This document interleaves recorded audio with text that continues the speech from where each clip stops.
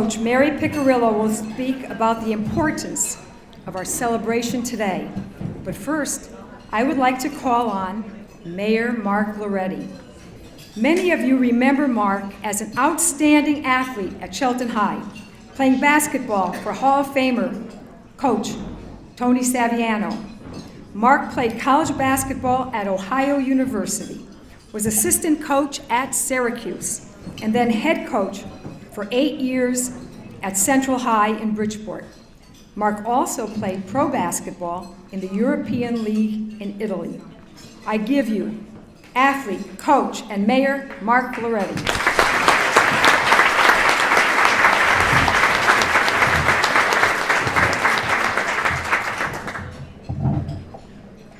Thank you and good afternoon, everyone. I'm a little bit in awe when I walked in here to see so many people here today and so many familiar faces, but I really shouldn't be surprised because, like many of you, I understand what it was like growing up in Shelton and going to Shelton High School and participating in athletics. And the memories are tremendous and lasting, such as the ones that you have. And so obviously you're here for a very, very specific reason. And my role is very simple today. You know, I am proud to be the city's representative at this 50th anniversary to congratulate and wish all of you well and tell you job well done. Because what you created 50 years ago is just on a trajectory to the moon. Our women's athletic programs are prospering and doing well. In fact, when I came in today, I said to Bed Smith, who was the new headmaster at Shelton High School, what year was it that we proclaimed the year of the Gaelette at Shelton High? Because of so many successes that our girls were having. And, you know, really that's part of learning and part of education. And the lasting bonds that were created so many years ago are still continuing. And that's part of the legacy that's been established. And it's all good. And I know that there's another reason that we're here today, and I think it's called respect. It's all about respect for Bernice and for Celeste. Pioneers in their field, no doubt. But respect because they instilled so many values and brought so many positive things out in all of us. And I say all of us, you know, I had her in class too. And I wasn't the best student at Shelton High School, but I was minding my P's and Q's when I was in Bernice's room. You know, that's part of respect. So, you know, they're fond memories, and they're great memories. And you'll spend the afternoon walking down memory lane, as you should, recognizing and thanking people who made something so positive and so lasting for all of us and for many, many generations to come. So enjoy the afternoon. Thanks for making me part of this great celebration of 50 years of tremendous success. Bernie and Celeste, boy, I don't know what else I can say besides thank you for being the people that you are, the professionals that you were as teachers and as coaches to all of us. Respect and lasting memories. Thank you.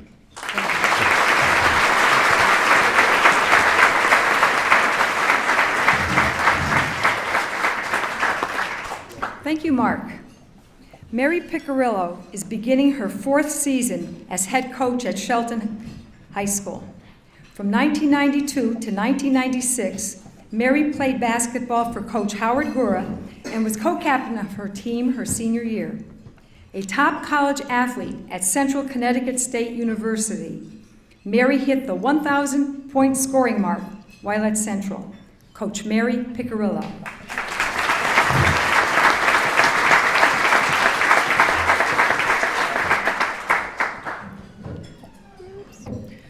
Good afternoon. It is a privilege for me to welcome all of you to our celebration here today. For a young coach like me, to be in the company of such accomplished veterans of the Connecticut Hall of Fame is a tremendous honor.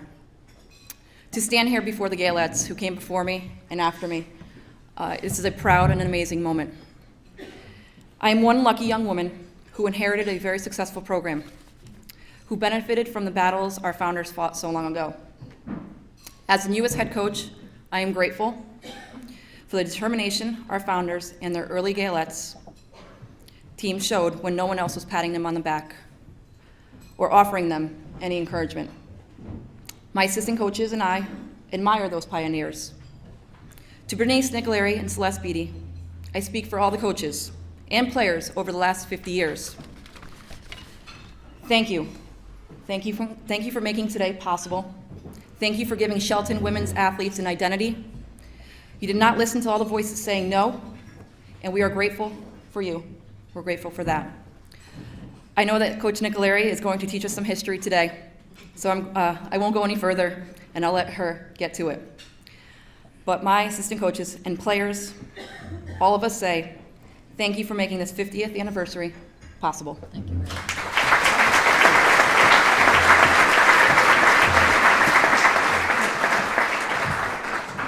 Thank you, Mary. And now, our featured speaker. What can I say about this woman that has not already been said in 5 Hall of Fame inductions? If you have read Bernie's coaching biography in your program booklet, you will know what I mean. Her records of achievement are legendary. Coach Nicolari is a fighter, and 50 years of Gaelettes should bless her for that, because she was always fighting for us. If you look up the word tough in the dictionary, Bernie's name will be right next to it. 50 years ago, girls needed that kind of role model. It is my honor, as the first co-captain of the original 1962 Gaelette team, to introduce you to the original head coach and founder of women's athletics at Shelton High, Coach Bernice Nicolari.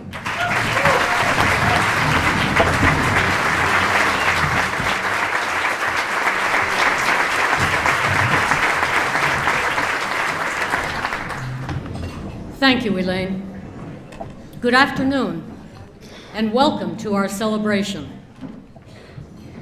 I want to thank the committee for the outstanding job they've done in planning this event today. I could not be more grateful.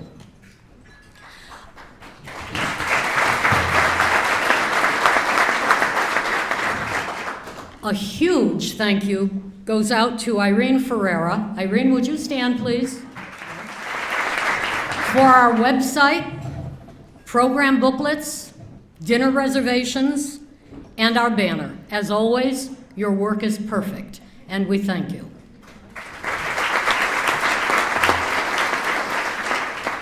A special salute to Mary Salumi and Laura Cook for their absolutely mind-boggling research into 50 years of Gaelette names and addresses. This was an enormous job, requiring months of research, but as usual, you got the job done.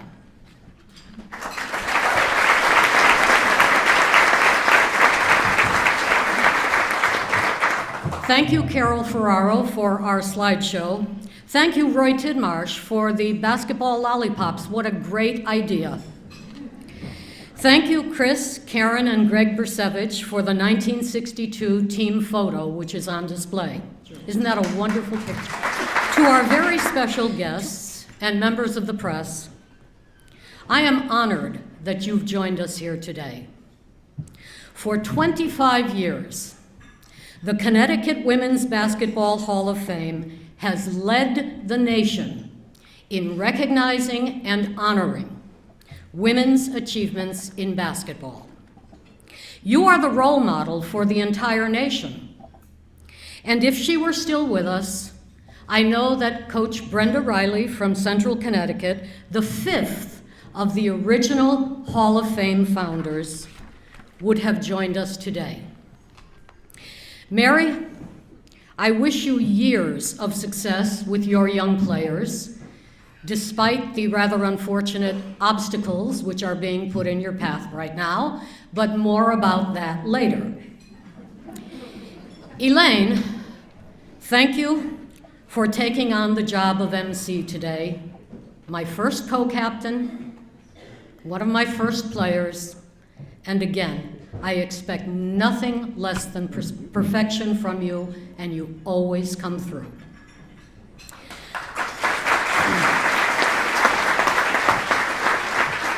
Mark, my former student, I salute you as an athlete.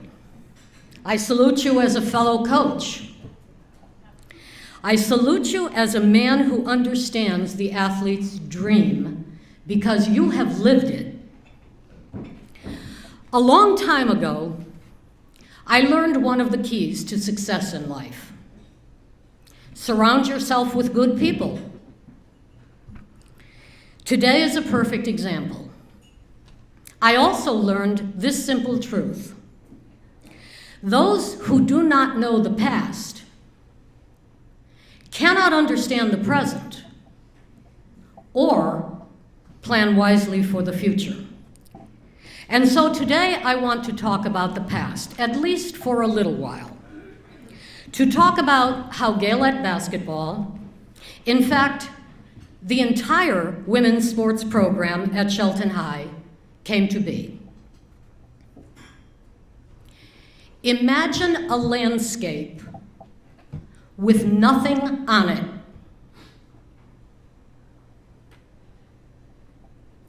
That's how young women athletes viewed Shelton High until October of 1962.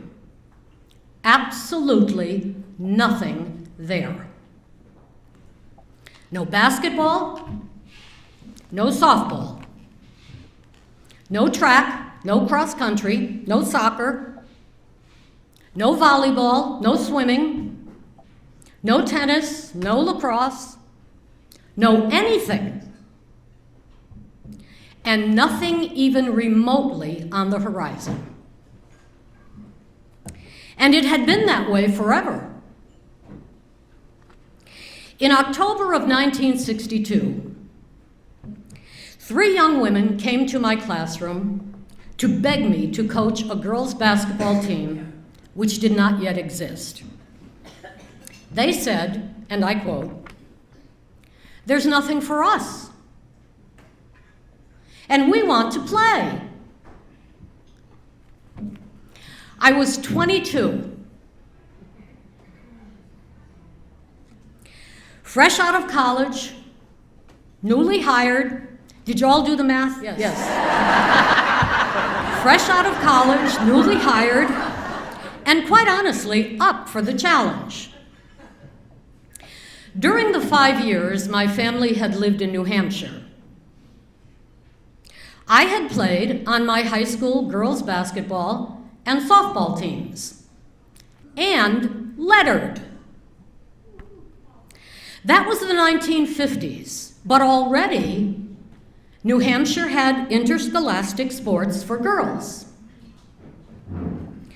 As I listened to the students plead their case, I knew that my answer would be yes, and that with that yes, we would make history.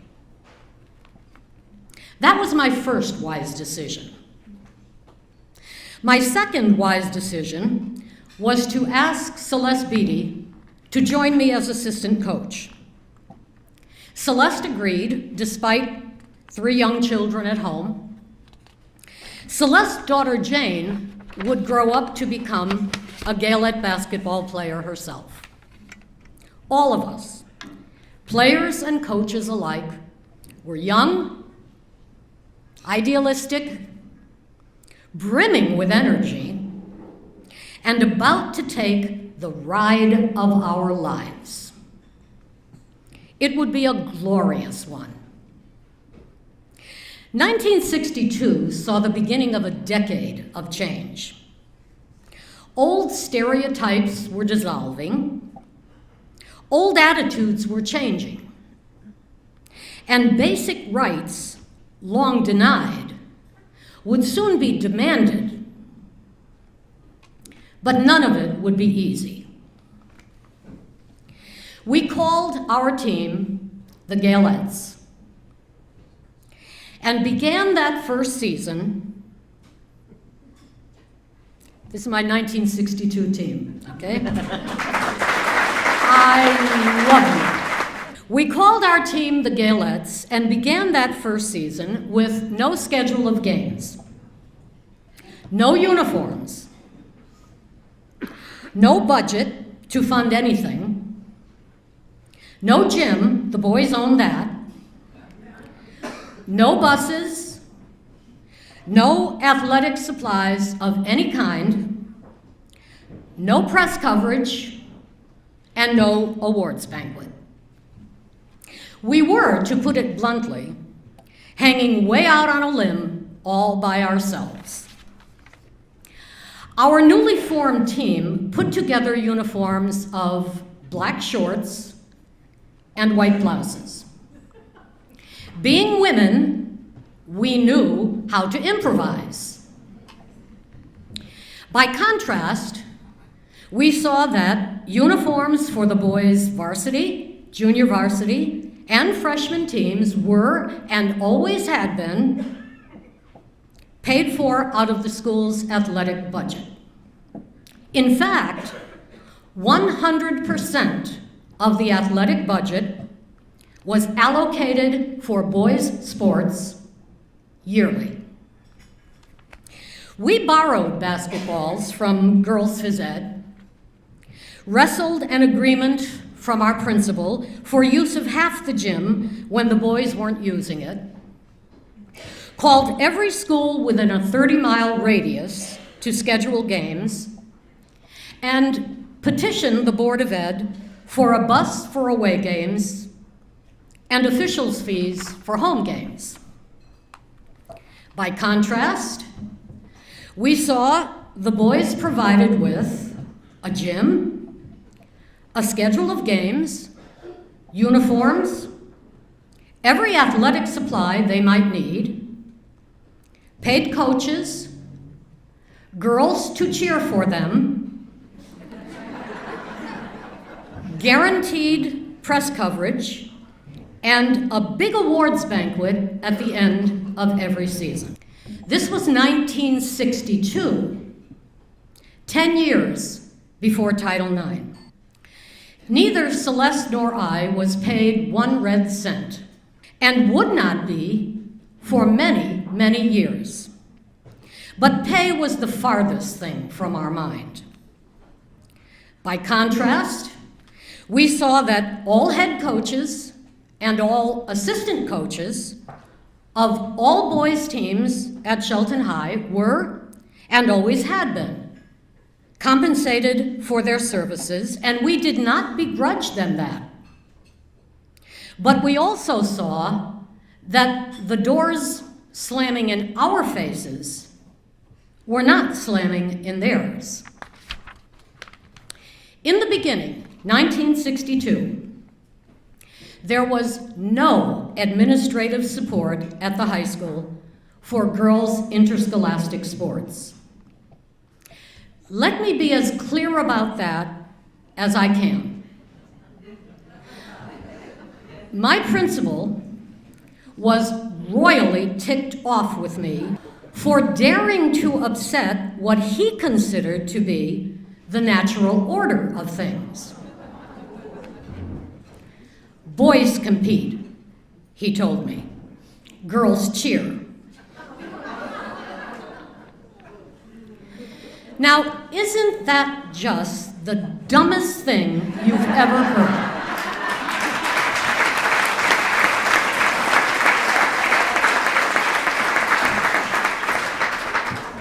I certainly thought so, and I was not alone. My father, for example, knew from his years in the Army exactly how to size up a man. When I repeated my principal's statement to him, my father's blunt assessment was, That fellow's been drinking stupid juice. My father was right, as you will see in a moment. My father respected women, which was lucky for his 3 daughters since our mother had died young. But we had a man in our lives who thought we could do anything. My principal, on the other hand, faced quite a dilemma. How to deal with these women who clearly did not see themselves as inferior to anyone, and who were absolutely delighted to be competing. Pulitzer Prize-winning columnist Connie Schultz reminds us that courage in women is often mistaken for insanity. My principal certainly thought I was insane. But then Harvard professor Laurel Thatcher reminds us, well-behaved women rarely make history.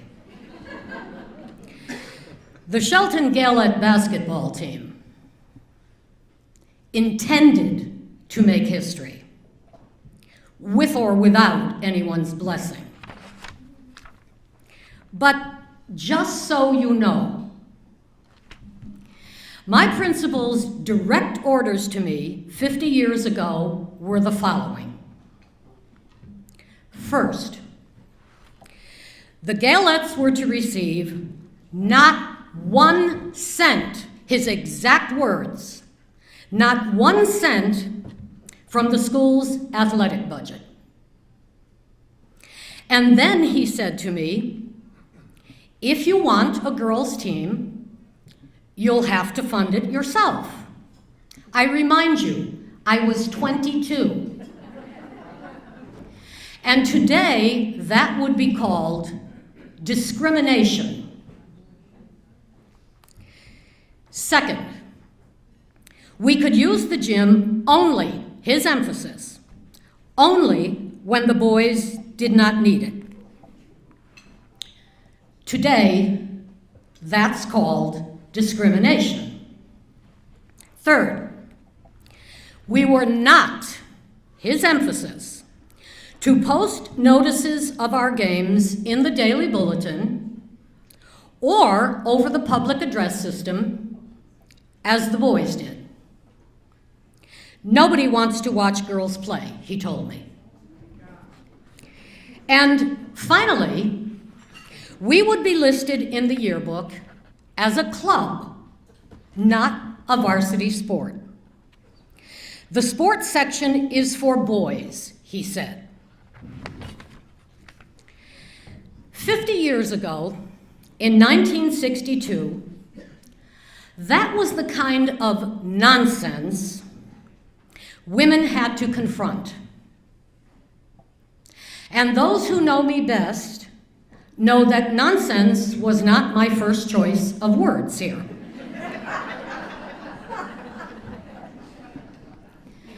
We might have been young, but we were old enough to understand that there are really only 2 kinds of people in this life. Those who blindly obey, and those who improvise. Celeste Beatty and I fell into the second category. We improvised. We held car washes. My sisters and I ran tag sales. My other sisters at Albertus Magnus College prayed for us. No man on earth, no matter how much stupid juice he consumes, has more authority than the Dominican nuns at Albertus Magnus College.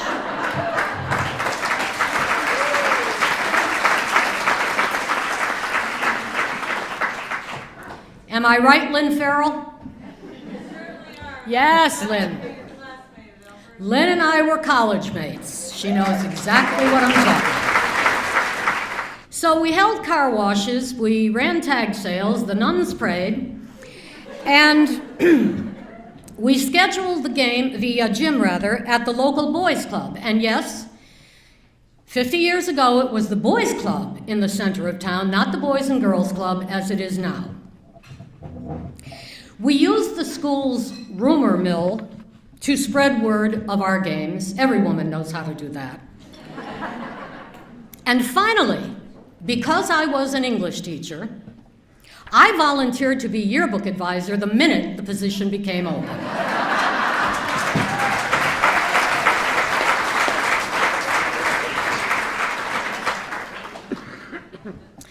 And the lesson here is this. When someone purposely puts obstacles in your path, you always have a choice.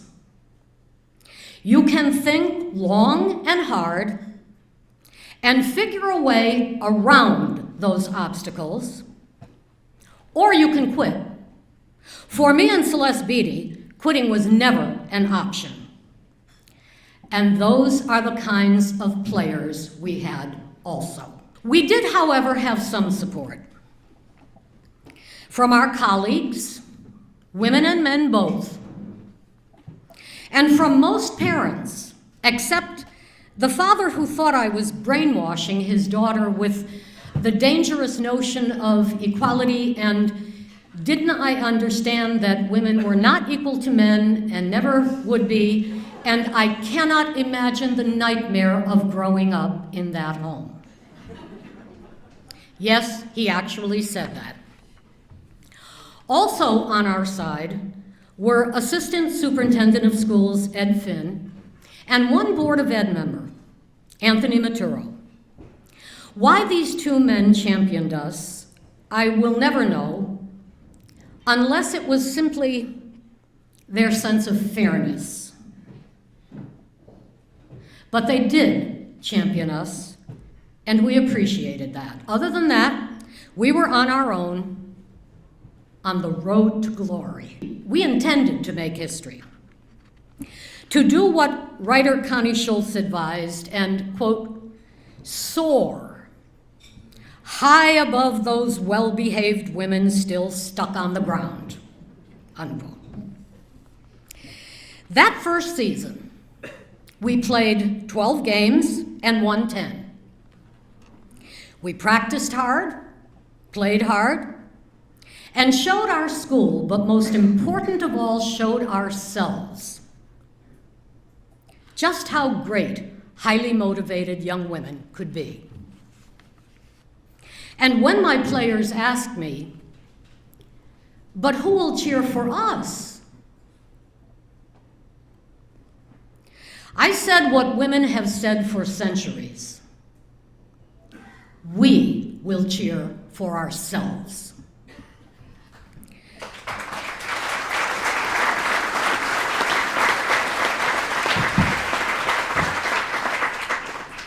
For every one of our 17 seasons, it was a hard and fast rule on our team that our players would cheer loudly from the bench for their teammates on the court, since just as the boys owned the gym, they also owned the cheerleaders. As our Gaelettes made school, Valley, Housatonic League, and Connecticut State history, every player on our bench cheered for her teammates on the court.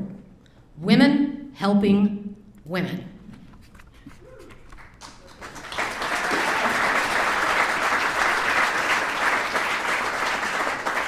There were other rules we lived by. For example, we refused to dissolve into tears, pout or sulk, or throw hissy fits. That behavior would have labeled our young women athletes, quote, too emotional, unquote, to compete, and we were not about to put targets on our back for the benefit of those who wanted to see us fail. We knew the athletic director at Indiana State University had justified his ban on women's competitive athletics at the university by stating in writing that, quote, girls are psychologically unfit to compete because they will cry all the time if they lose, unquote.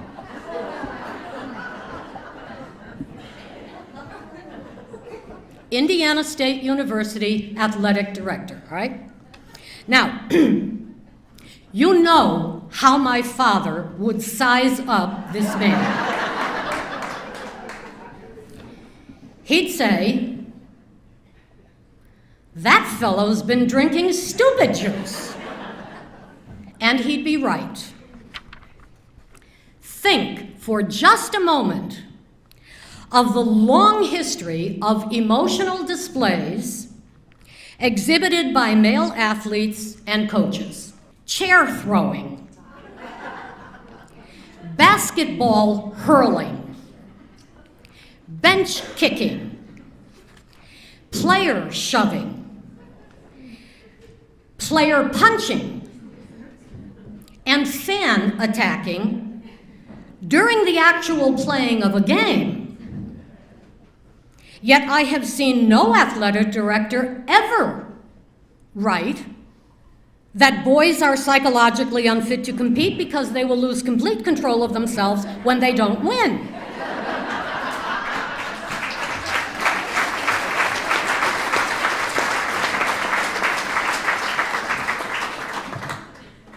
This would not be the behavior of the Shelton Gaelettes.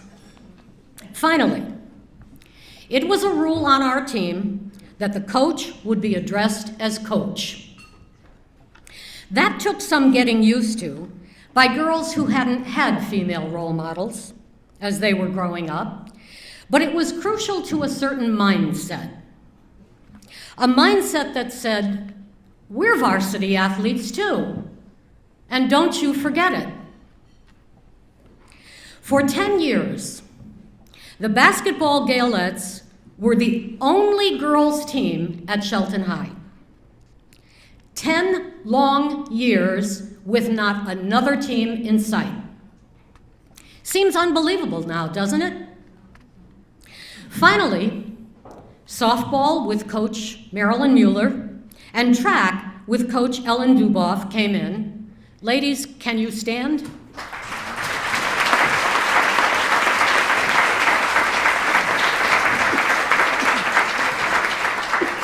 Softball with Coach Marilyn Mueller and track with Coach Ellen Duboff came in, but for 10 long years, Gaelette basketball players and their coaches were alone in the trenches, fighting all the battles that needed to be fought for equal opportunity, for equal access, and for equal recognition.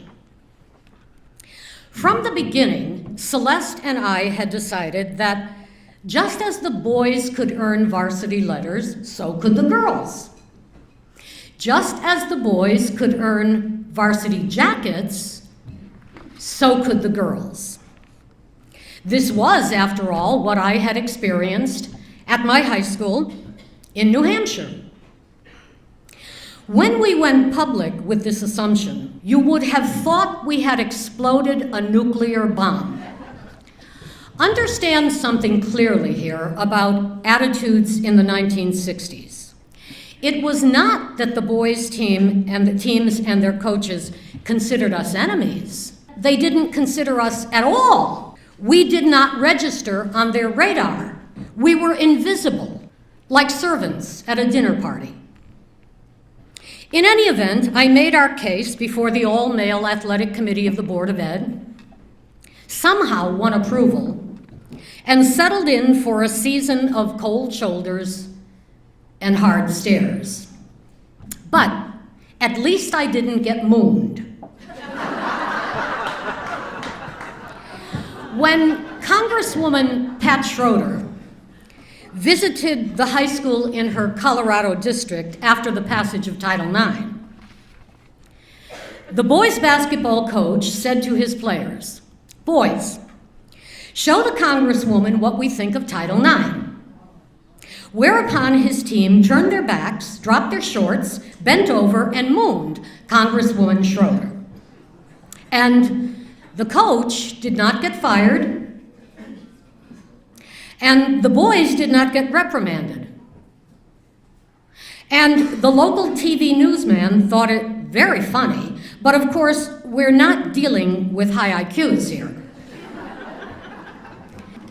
But regarding our varsity jackets, we won approval, but there was one catch, and it was this.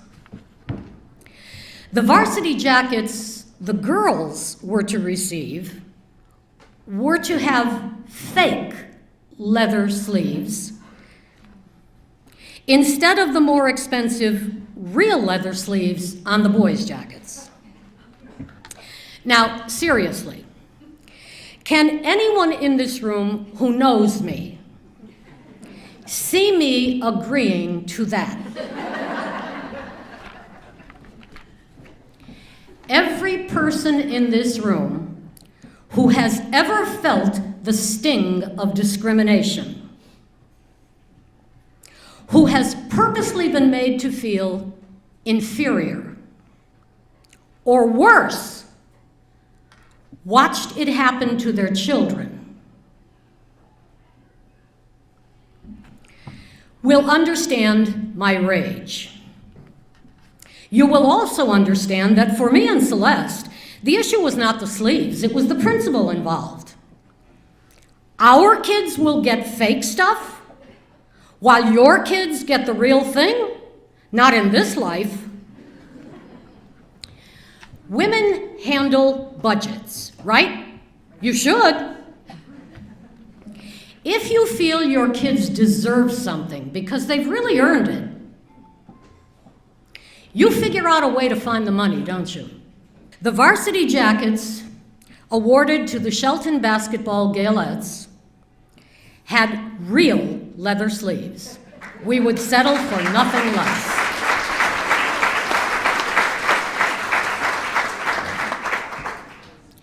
And the lesson here is this.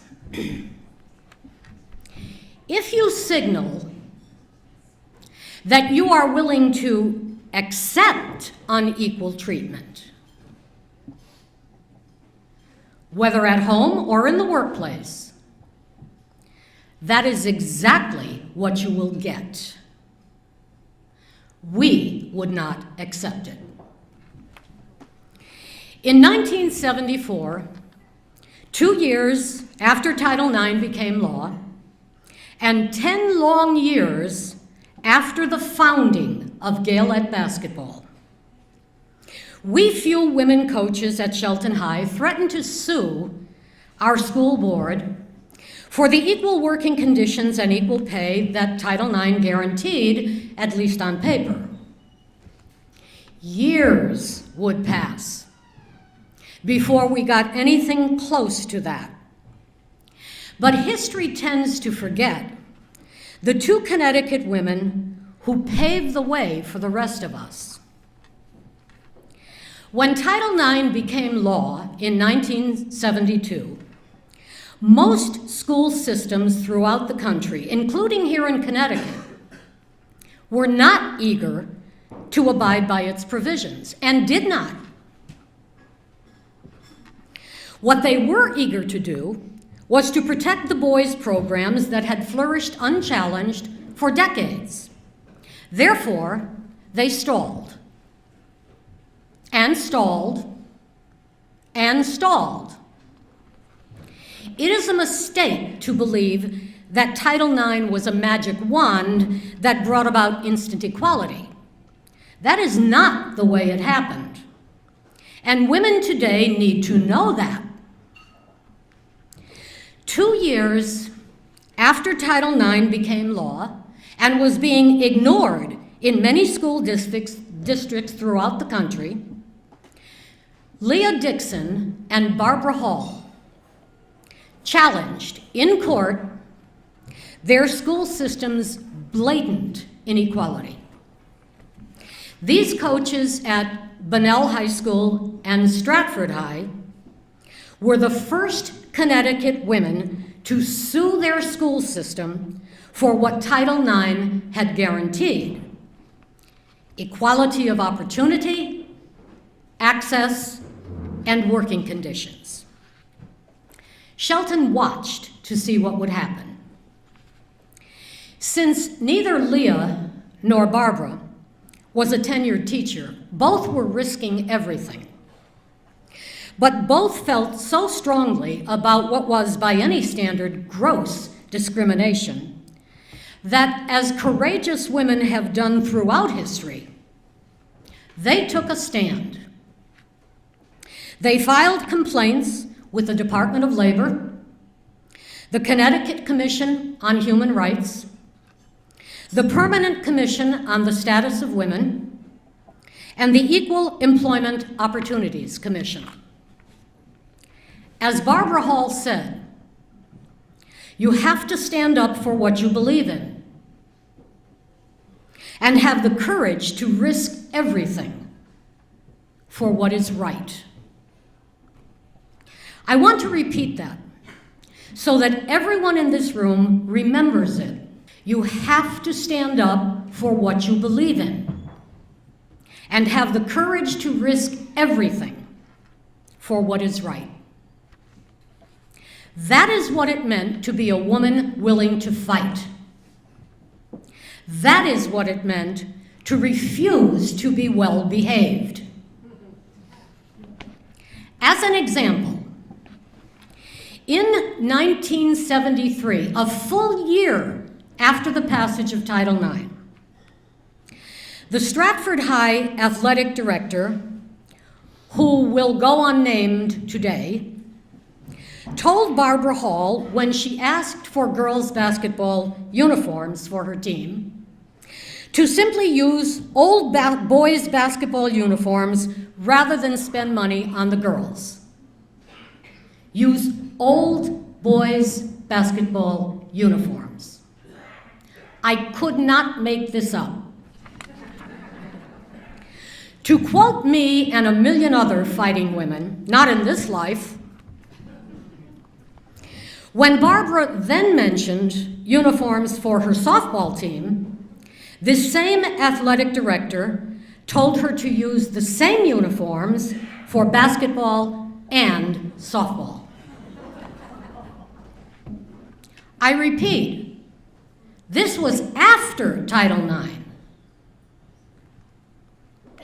And there's my father now, sizing up this man. That fellow's been drinking stupid juice. Makes you wonder if there's a franchise somewhere, doesn't it?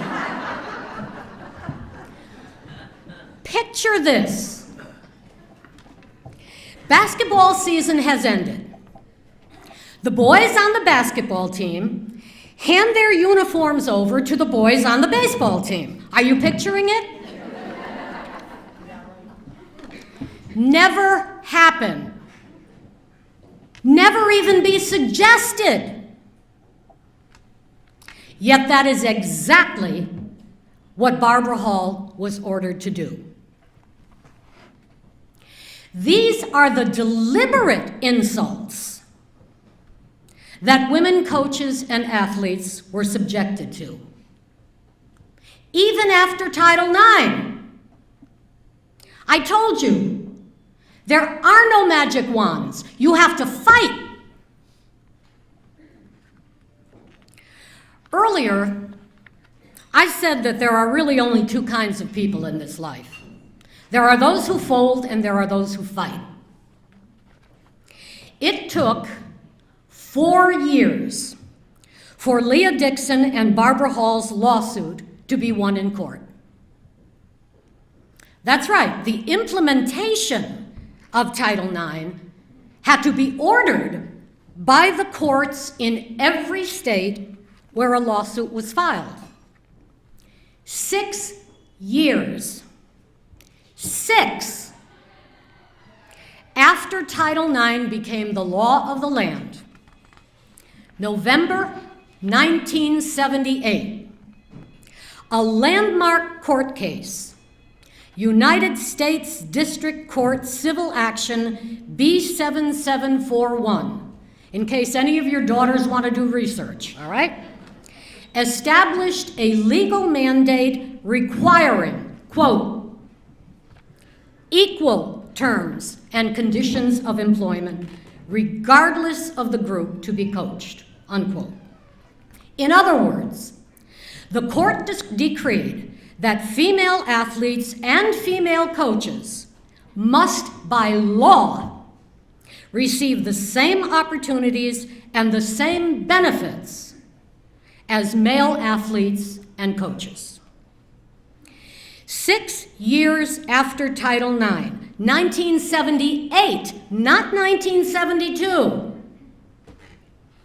Leah Dixon and Barbara Hall had opened the door to equality for all women coaches and athletes in the state of Connecticut. I remind the young women in our audience today that this is why you have the opportunities you now have. Not because someone waved a magic wand, but because someone dared to fight. You need to thank the women who came before you. And that is why Shelton put up no fight when its women coaches threatened to sue. They knew what had happened in Stratford, knew the legal costs involved, and were not about to fight a losing battle. Unlike the priest who was principal at St. Joe's in Trumbull. What is this Title IX thing? He asked his boys' basketball coach. Are we going to have to pay them more? The them he referred to was women. Makes you wonder what he was paying his women teachers, doesn't it? To which the boys' basketball coach replied, "We do nothing till they sue us."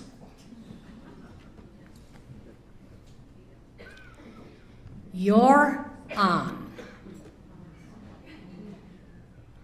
And you will lose again and again and again, because the law of the land now says equal terms, equal conditions, regardless of the group to be coached.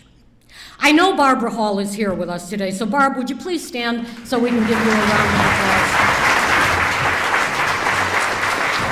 Meanwhile, our Gaelettes were going strong. Over the course of 17 seasons, with a 30-game schedule, including CIAC tournament play, with a now decent budget for uniforms, buses, officials, athletic supplies, and awards, these pioneering women compiled a record of 214 wins against 53 losses.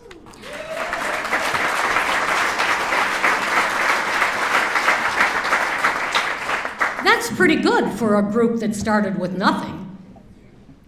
They won 7 consecutive Housatonic League titles and tied for an 8th when once upon a time there had been no league at all. They won the 1976 CIAC Class LL State Championship before 3,000 screaming fans when once upon a time they had played to empty gyms. They posted 3 undefeated seasons, 4 seasons with only 1 loss, and winning streaks of 27 and 30 games. They were ranked 12th in the nation by the National Sports Writers Poll when once upon a time they did not even exist and were not supposed to exist. And I remembered all the things they told us girls could not do. But how, you might ask, did you get any press coverage? Now that's a question you don't have to ask today. Well, I'll tell you how we got press coverage. The sports editor of the Evening Sentinel, the Daily Valley newspaper that covered every boys' game in every sport, and the sports editor of the weekly Suburban News, each said to me, and I quote, You want coverage? I could hear the incredulity in their voices. And then they said, write it up yourself and drop it off. We don't cover girls. Now, there's an important lesson here, and it's this. When someone tries to make you invisible and keep you invisible, you must fight it. After every game, and my players know this, after every game, after the locker room had cleared out, after everything had been put away, after all the players had gone home, my final task of the night was to sit in my office at my typewriter, review the stats and the game as a sports reporter would, and write up an article for the next day's newspaper. Then, and Celeste can vouch for every word I say, I would close up the locker room, risk life and limb on the ice in the parking lot where mine was the last car there, crawl through the back window of my station wagon whose doors were frozen shut, and slide through the streets from Shelton to Ansonia to drop off my article so the Gaelettes would have coverage in the next day's sports section. No article, no coverage. That was the deal. And this was before laptops and email. Fortunately, I was an English teacher, and writing was in my genes. The article was fine because I knew how to write them. Not a word was ever changed, except when the printer goofed. For the weekly suburban news, I would choose a really good student from my English class, and she'd become our student reporter. She'd write up the weekly articles, I'd check her copy, and she'd deliver them to the paper with her byline on them. Newspaper people know the importance of that. Great experience for college. And that is how we got press coverage. By contrast, every boys' game in every varsity sport was covered by every regional newspaper, and articles appeared in every next day's sports section. 17 glorious seasons passed this way, and then it was time to step aside. I recommended Howie Gura to succeed me because I knew the man, knew he'd be excellent, and he never once disappointed me. Mark Lewis, the veteran sports editor of the New Haven Register, who, by the way, wrote his own articles, asked me in an interview, "Coach, did you ever imagine when you began that you would accomplish so much?" "Yes," I answered honestly, "because I always believed we could." And so did my players. It was the talent, determination, and unselfish excellence of our young women that twice got me, the woman whose principal thought she was insane, named Coach of the Year. I want you to know that I knew to whom the credit is due. I speak the truth when I tell you that it was the quality of our players, those amazing young women who refused to sit on the sidelines, who were determined to soar above that well-behaved crowd, that placed me in 5 basketball halls of fame, my assistant coach Celeste Beatty in 2 halls of fame, and my successor Howard Gura in 2 halls of fame. And I repeat, we know to whom the credit is due. It is due to our players. My words are not meant to boast or brag. In the immortal words of Dizzy Dean, it ain't bragging if you done it.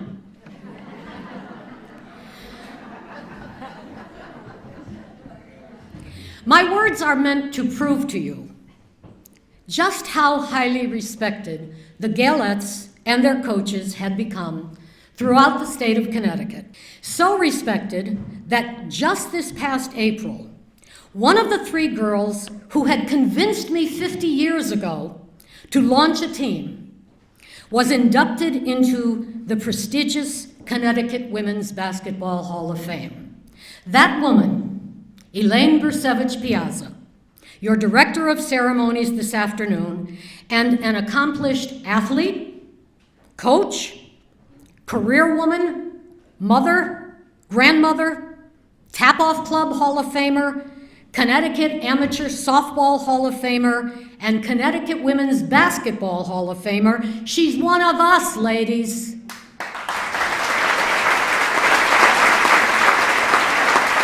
Elaine understands what we all understand, that honors are never too late to be embraced, and that every individual honor is an opportunity to praise your teammates. And that's why next Sunday, we'll see Elaine inducted into the Northeast Hall of Fame. And an honor to her, and through her, to her Gaelette teammates. That first golden group of players, and all the young women who have followed in their footsteps, had wanted to make history, and so they did. To all those, young and old, who have sat here patiently listening to our history, my message is simply this: all the benefits young women athletes have today were hard-won. Earlier generations of women fought hard, not only for the benefits you enjoy today, but for the very right to exist at all. None of it was a given. We dug in our heels. We stood our ground. We absolutely refused to remain invisible. We fought hard for equal access to every privilege automatically afforded male athletes. We built a strong, successful, highly respected program where nothing had existed before. A program that worked like a well-oiled machine. And then, when it was time, Celeste and I stepped aside and passed it on to others, confident that the foundation was solid and the structure was lasting. And 50 years later, we're still here.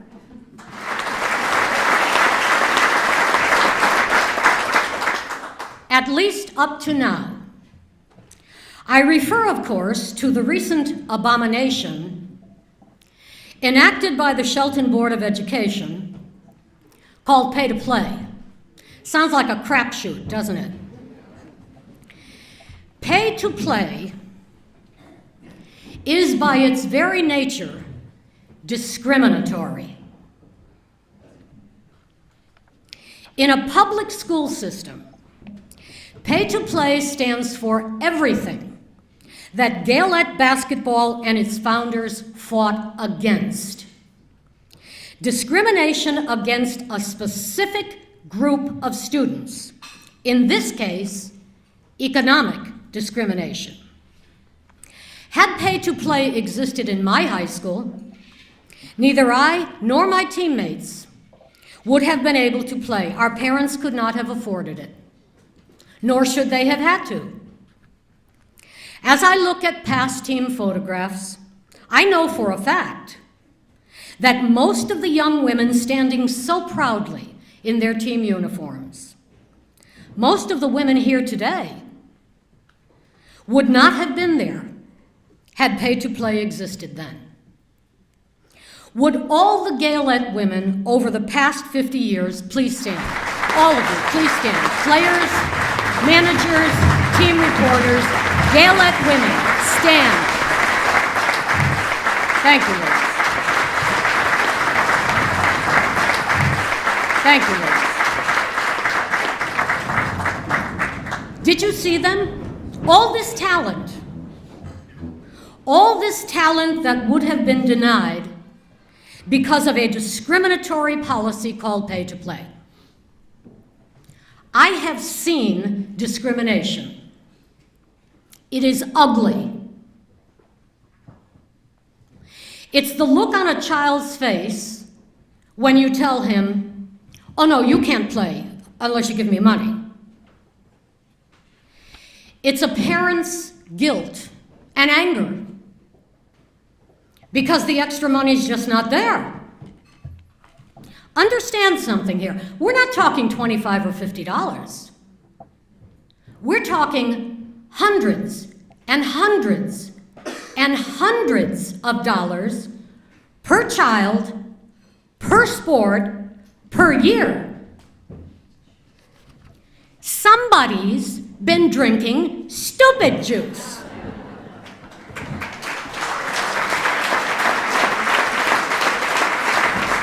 This is how you destroy successful programs. This is how you humiliate children and their parents. To quote my doctor, whom I see frequently, to quote my doctor, this is Shelton, not Greenwich. This is the Valley, not the Gold Coast. We don't do this to our children here. Except we do now in Shelton. Pay to play mocks everything that public school education is supposed to be about. With pay to play, the Shelton Board of Education has moved from gender discrimination 50 years ago to economic discrimination today. And that is unforgivable.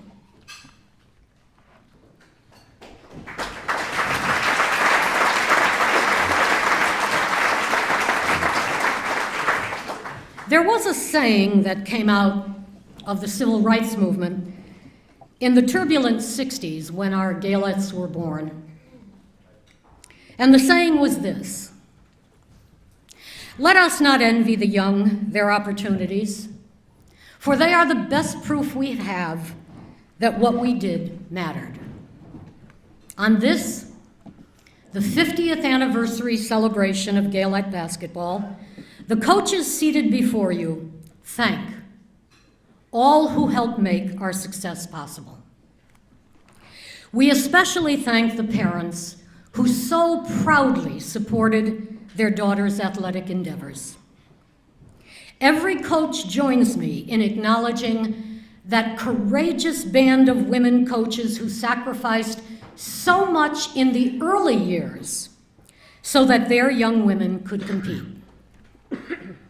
This generation must remember that an entire older generation of women is passing.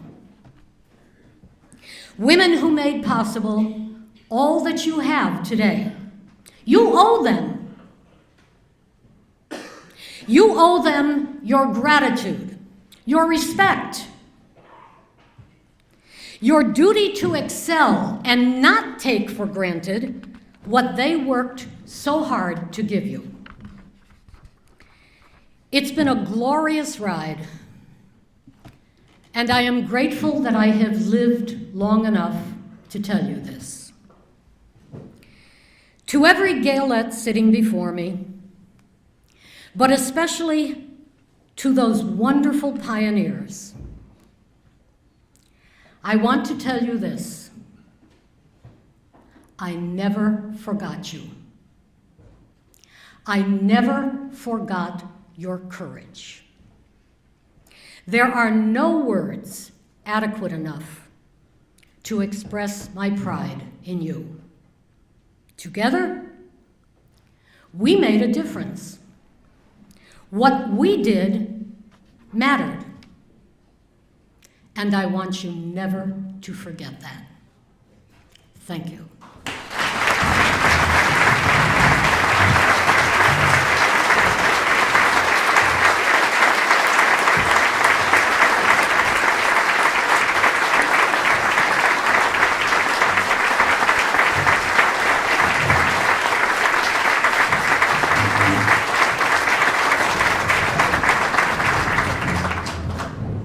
you, Coach Nicolari.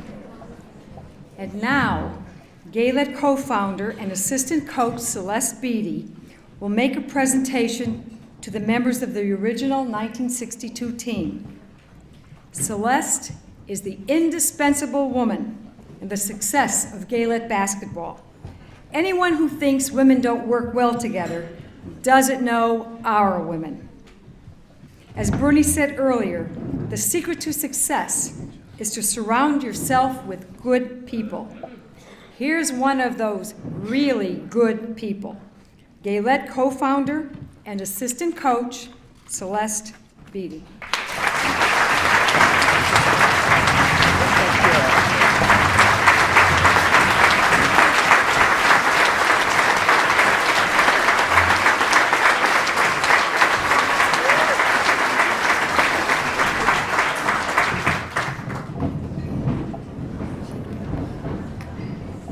Good afternoon. What a speech to follow. As you've been told, 50 years ago, when we were just starting out, we didn't have much money, and the opportunities available to women today did not exist. Well, neither did the awards exist. The 1962 Gaelettes never had plaques to place on their wall or trophies to place on their mantles. Well, Bernie, and you've met Bernie, and I have decided that better late than never. To the 18 original members, wait a minute a second here, this is blind.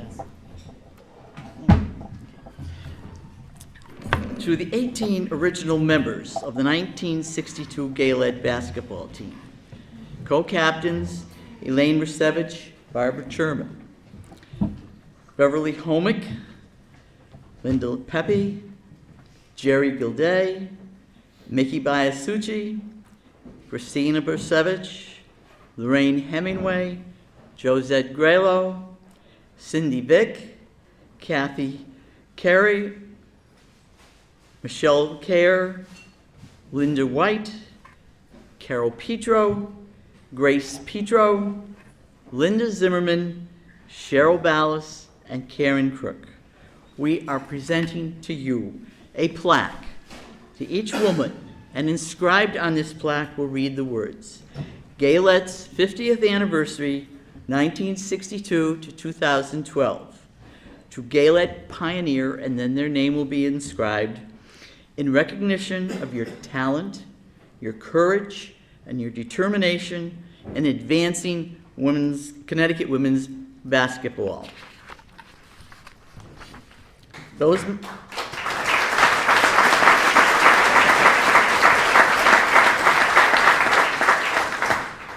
women who were on the team and could not be with us today, we will send them their awards. One of these women, unfortunately, Cheryl Ballas, has passed away. Her husband requested that we send him her award, and we will do so. Now, with the following members of the 1962 team here with us today, please stand as I say your name, and then come forward over to here and receive your award. Elaine Bursevich. Barbara Sherman.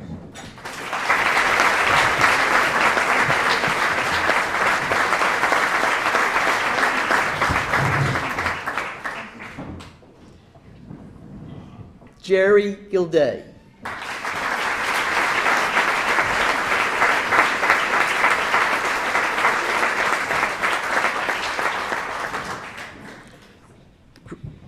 Christina Bursevich.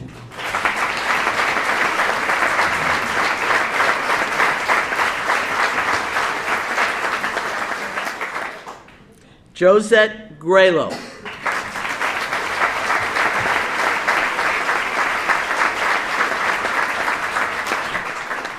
Linda Zimmerman.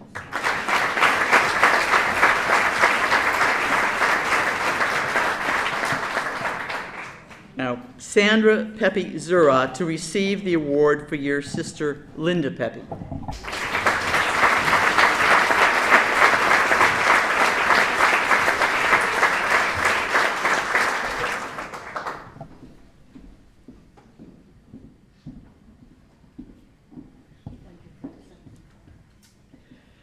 and Michelle Douglas Sedlak to receive the award for your sister-in-law, Lorraine Hemingway.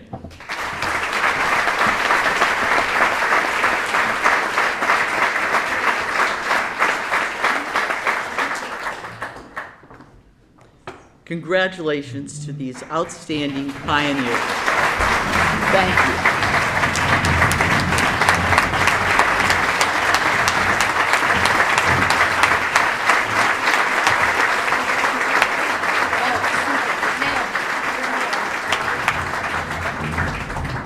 No pictures.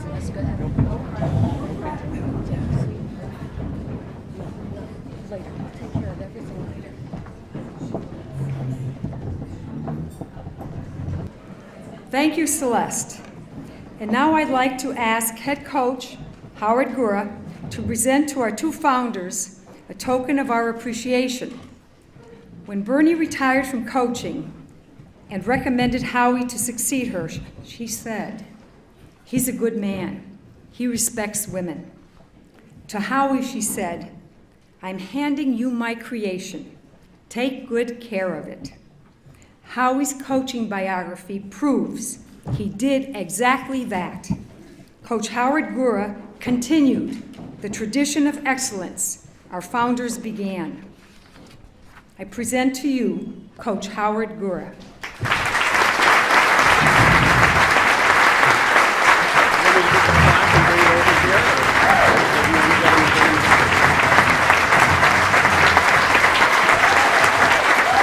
Thank you.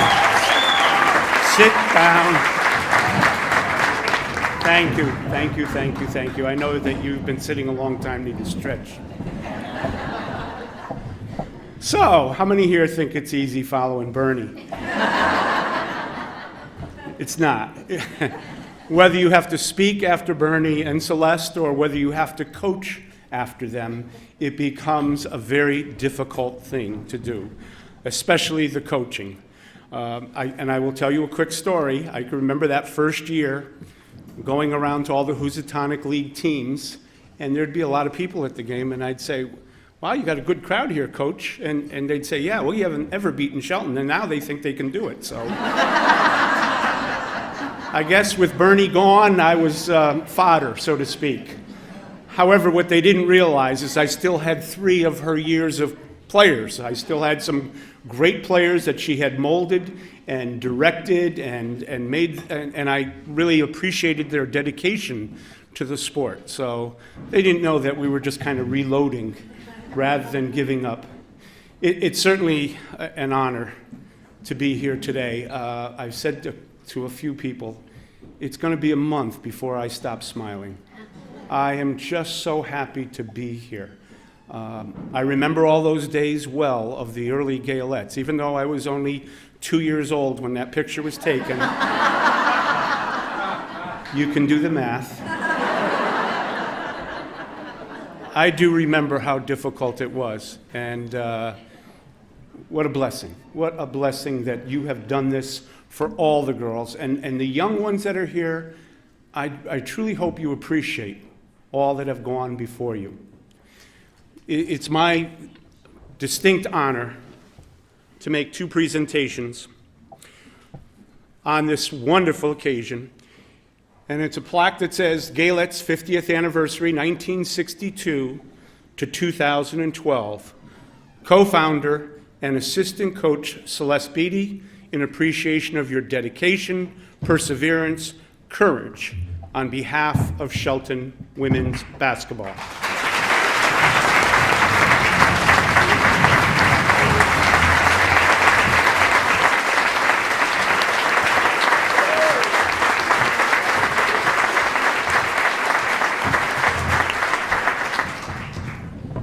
Now, I'm not the English teacher. I didn't teach English, so forgive me for all of my language, but I did have on my office wall as a guidance counselor a Shakespearean quote, and it was from a famous play of his called Julia Caesar. We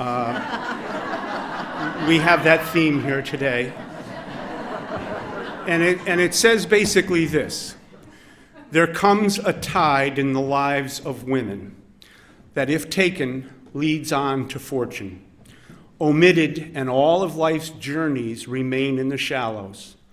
We are now at that time in our lives, and if we take that path, we will have fortune.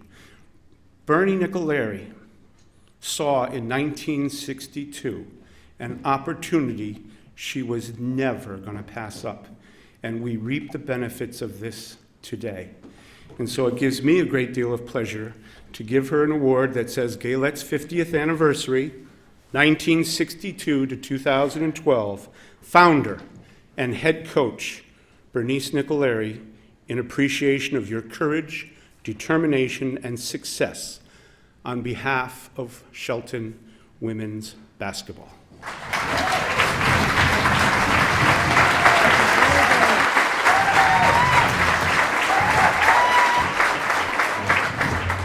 Celeste and I just want to say one thing. That's it, just one thing, and it is this. God, didn't we have fun?